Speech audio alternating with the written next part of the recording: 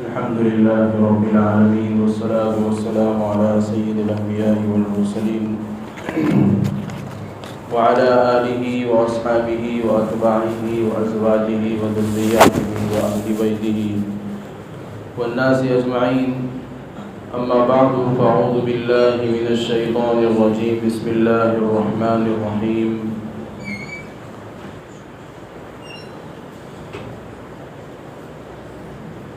إن الله وملائكته يصلون على النبي يا أيها الذين آمنوا صلوا عليه وسلموا تسليما. صدق الله العظيم. عزیز ساتھیو، بزرگو، اللہ رب العزت نے ہم سب کو دنیا کے اندر بھیجا ہے اور بھیج کر اللہ رب العزت نے ہم پر احسان اور کرم کا معاملہ یہ فرمایا ہے کہ ہم کو دنیا کے اندر آزاد زندگی گزارنے کا حکم نہیں ہے، بلکہ ہم کو اللہ رب العزت کے احکامات اور پیارے آقا صلی اللہ علیہ وسلم کی لائے ہوئے دین کا پابند بنایا گیا ہے. اور ہمارے جو سب سے بڑے محسن ہیں، احسان کرنے والے ہم پر،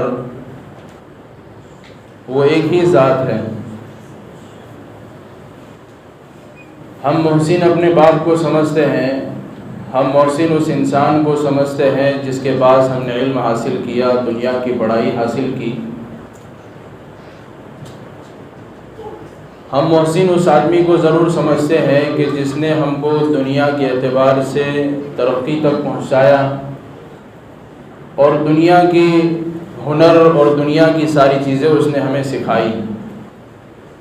یہ لوگ ضرور ہمارے محسن ہیں، لیکن اس سے بڑے محسن جو ہمارے ہیں، جنہوں نے ہمیں دنیا اور آخرت کی کامیابی کا سامان عطا فرمایا، وہ ہے پیارے آقا صلی اللہ علیہ وسلم، کہ جن سے بڑا کوئی محسن ہو ہی نہیں سکتا ہے، جن سے بڑا کوئی احسان کرنے والا ہو ہی نہیں سکتا ہے، کہ انہوں نے صرف دنیا کا مسئلہ نہیں بلکہ مرنے کے بعد کے مسائل بھی ہم حل کر دیے ہیں کہ آدمی کس طرح دنیا میں کامیاب ہو، کس طرح مرنے کے بعد کامیاب ہو. ایک صحابی فرماتے ہیں کہ میں نے اللہ کے نبی علیہ السلام کو ہمیشہ اس حالت میں دیکھا کہ آپ فکر مند رہتے تھے، ہمیشہ غمگین رہتے تھے. تو علماء نے لکھا ہے کہ آپ کو غم، آپ کا فکر کوئی تجارت میں گھاٹے کی وجہ سے نہیں تھا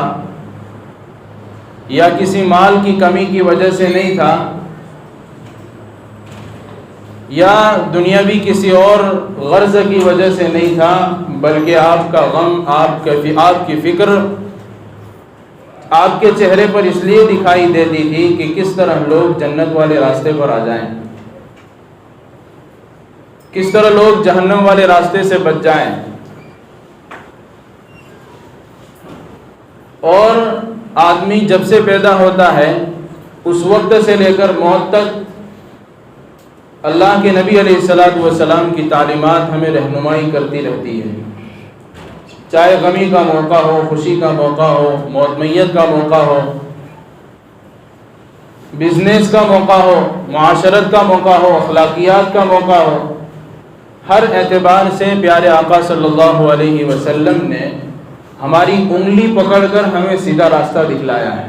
تو اس سے بڑا محسن دنیا کے اندر کوئی ہو نہیں سکتا ہے. تو سب سے بڑے ہمارے جو محسن ہیں وہ پیارے آقا صلی اللہ علیہ وسلم ہیں. ایک حدیث میں رسول اکرم صلی اللہ علیہ وسلم نے مثال دے کر اس بات کو سمجھایا کہ میری مثال اور تمہاری مثال اس آگ کے مانند ہے کہ جو آگ جلائی جا رہی ہے اور اس کے پاس ایک آدمی کھڑا ہے کہ جب آگ جلتی ہے تو اس کے اندر پروانے جو ہوتے ہیں وہ اڑ اڑ کر اس آگ میں گرنے کی کوشش کرتے ہیں. وہاں پر ایک آدمی کھڑا ہے جو پروانے کو اس کے اندر گرنے سے بچا رہا ہے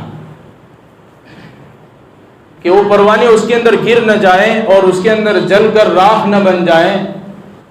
بولے یہی مثال میری اور تمہاری ہے کہ میں تمہاری کمر پکڑ پکڑ کر تم کو جہنم سے روک رہا ہوں لیکن تم میرے ہاتھ سے چھوٹے چلے جا رہے ہو.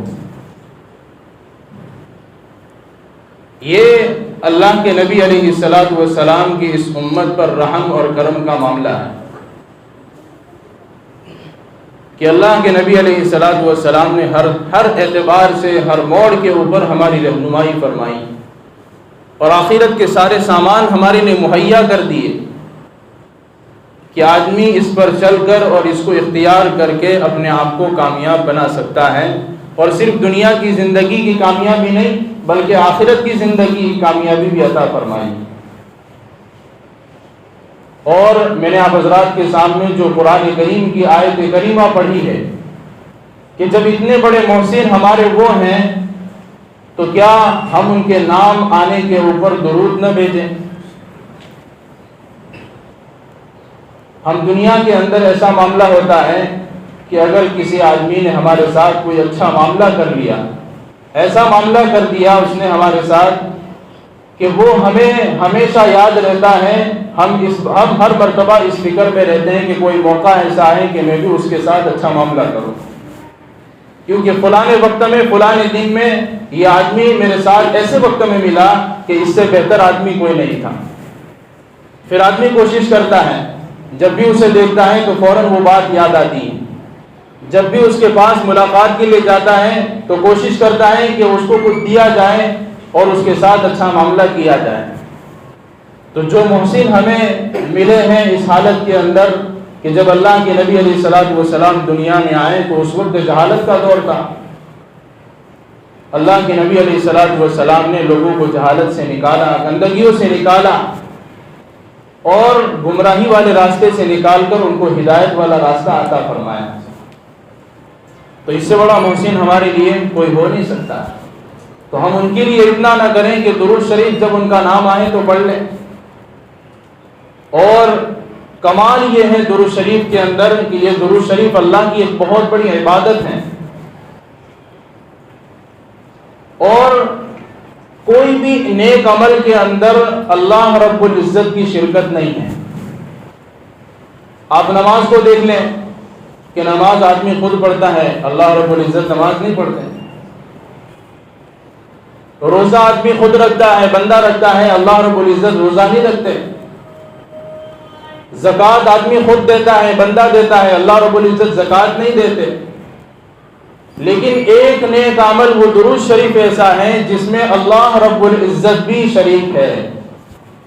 اس لیے قرآن پاک میں فرمایا ان اللہ وملائکتہ یصلون علی النبی کہ اللہ رب العزت بھی اور فرشتے بھی نبی پر درود بھیجتے ہیں. یا ایھا الذین آمنوا، اے ایمان والو تم بھی نبی پر درود بھیجو، سلام بھیجو. کہ اللہ رب العزت بھی اس عمل کے اندر بندے کے ساتھ شریک ہے. اب اللہ کی بارگاہ میں یہ عمل قبول نہ ہو یہ نہیں ہو سکتا کہ آدمی اپنی دعاؤں کے اوپر بھروسہ نہیں کر سکتا کہ کون سی دعا قبول ہوئی کون سی قبول نہیں ہوئی. ہاں اللہ سے اس بات کی امید لگائی جا سکتی ہے لیکن کوئی آدمی یقین کے ساتھ نہیں کہہ سکتا کہ میری یہ دعا قبول ہو گئی. لیکن درود شریف ایسا عمل ہے کہ وہ قبول ہوتا ہی ہے. اسی لیے علماء نے لکھا ہے کہ اپنی دعاؤں کے شروع کے اندر اور اخیر کے اندر درود شریف پڑھنے کا اہتمام کرو تو تمہاری دعا اللہ کی بارگاہ میں قبول ہوگی. کہ سب سے پہلے اللہ کی حمد و ثنا ہو، اس کے بعد درود شریف پڑھنے کا اہتمام ہو، پھر اپنی حاجتوں اور دنیا اور آخرت کی ضرورتوں کو اللہ سے مانگا جائے، پھر اخیر میں پھر درود شریف پڑھا جائے. تو یہ تمہاری جو دعا ہے یہ اللہ رب العزت کے یہاں قبول ہوگی. تو ہم اللہ کے نبی علیہ الصلوۃ والسلام پر بار بار درود بھیجیں. یہ اللہ کے نبی علیہ الصلوۃ والسلام کا حق بنتا ہے. اچھا ہم درود بھیجیں گے، اللہ کے نبی علیہ الصلوۃ والسلام کو ہمارے درود کی ضرورت نہیں ہے. کیوں نہیں ہے؟ اس لیے کہ پہلے سے ہی اللہ اور فرشتے درود بھیج رہے ہیں. اور کیا کہا اللہ تبارک و تعالیٰ نے آگے کہ ایمان والو تم بھی درود بھیجو، یعنی اگر تم خیر چاہتے ہو، بھلائی چاہتے ہو اپنی، تو تم کو بھی درود بھیجنا چاہیے۔ اور ہمارا درود کیا ہے؟ ہمارا درود، ہم اللہ سے دعا کرتے، ہم ڈائریکٹ، اچھا اللہ تبارک و تعالیٰ کا درود بھیجنا اور بندوں کا درود بھیجنا، دونوں کے اندر فرق ہے۔ فرق کیا ہے کہ اللہ رب العزت درود اس حالت میں بھیجتے ہیں کہ اللہ کے نبی علیہ الصلوۃ والسلام پر رحمتیں اتارتے رہتے ہیں، یہ درود ہے اللہ کا۔ اور ہمارا درود کیا ہے؟ ہم اللہ کی بارگاہ میں یہ پیش کرتے ہیں کہ اے اللہ رب العزت، تو نبی اکرم صلی اللہ علیہ وسلم پر رحمت بھیج۔ تو ہم اس بات کے اہل نہیں ہیں کہ ہم اللہ کے نبی علیہ الصلوۃ والسلام کے کمالات تک پہنچ جائے اور ان کے کمالات کو جان لے کہ ان کا مرتبہ کتنا بلند ہے، وہ اللہ رب العزت بہتر جانتا ہے۔ اسی لیے ہم اللہ کے سامنے یہ معروض پیش کرتے ہیں، یہ عرض پیش کرتے ہیں کہ اے اللہ، ہم اس بات کے اہل نہیں کہ ڈائریکٹ اللہ کے نبی پر درود بھیج دیں، رحمت بھیج دیں، اور ہماری طاقت بھی نہیں ہے۔ تو بندہ یہ خیال کر کے اور اپنے آپ کو چھوٹا سمجھ کر اللہ کی بارگاہ میں یہ پیش کرتا ہے کہ اے اللہ، اللہ کے نبی علیہ الصلوۃ والسلام پر آپ درود بھیج دیجیے۔ یہ بہت بڑی عبادت اللہ نے ہم کو عطا فرمائی ہے، اور اس پر فضیلت بھی اللہ کے نبی علیہ الصلوۃ والسلام نے عطا فرمائی۔ ایک تو سب سے بڑی فضیلت کہ اس کا حکم اللہ نے قرآن میں دیا۔ قرآن میں اللہ رب العزت کہتے ہیں کہ ایمان والو، اللہ کے نبی علیہ الصلوۃ والسلام پر درود بھی بھیجو اور سلام بھی بھیجو۔ ایک مرتبہ اللہ کے نبی علیہ الصلوۃ والسلام مدینہ سے باہر نکل کر ایک کھلے میدان کے اندر گئے، اور آگے باغ تھا، اس باغ کے اندر گئے اور اپنے آپ کو سجدے میں گرا دیا۔ حضرت عبدالرحمن بن عوف رضی اللہ تعالیٰ عنہ اس روایت کو نقل کرتے ہیں، بہت دیر تک اللہ کے نبی علیہ الصلوۃ والسلام سجدے میں رہے۔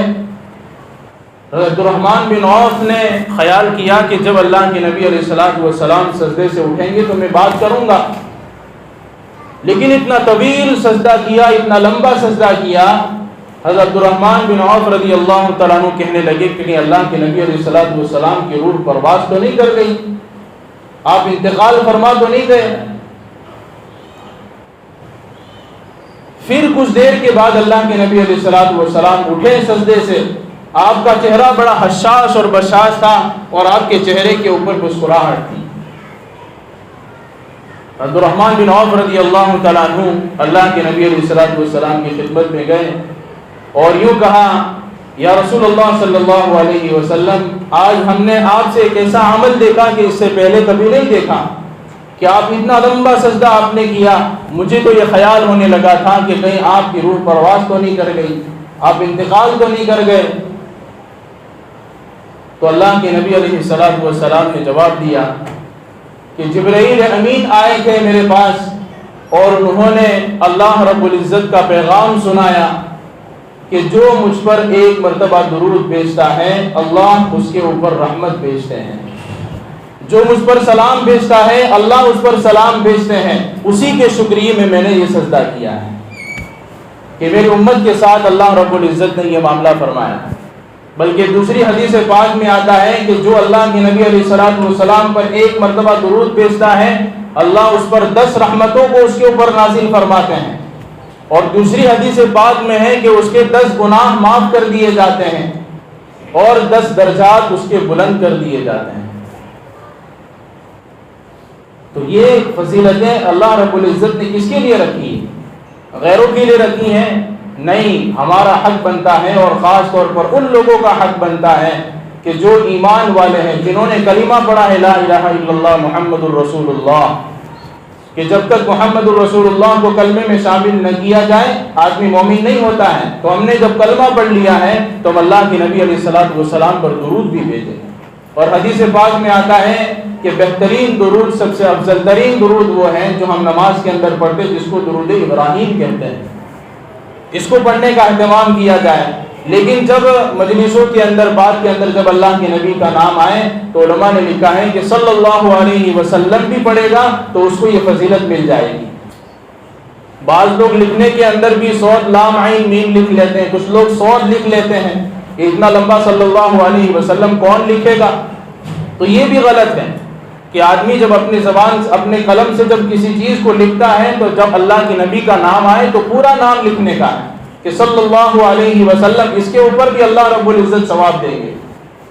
یہ سیاہی جو ہماری صلی اللہ علیہ وسلم کے لکھنے پر ختم نہیں ہوئی بلکہ اس کا اجر آخرت کے اندر جمع ہو گیا ہے۔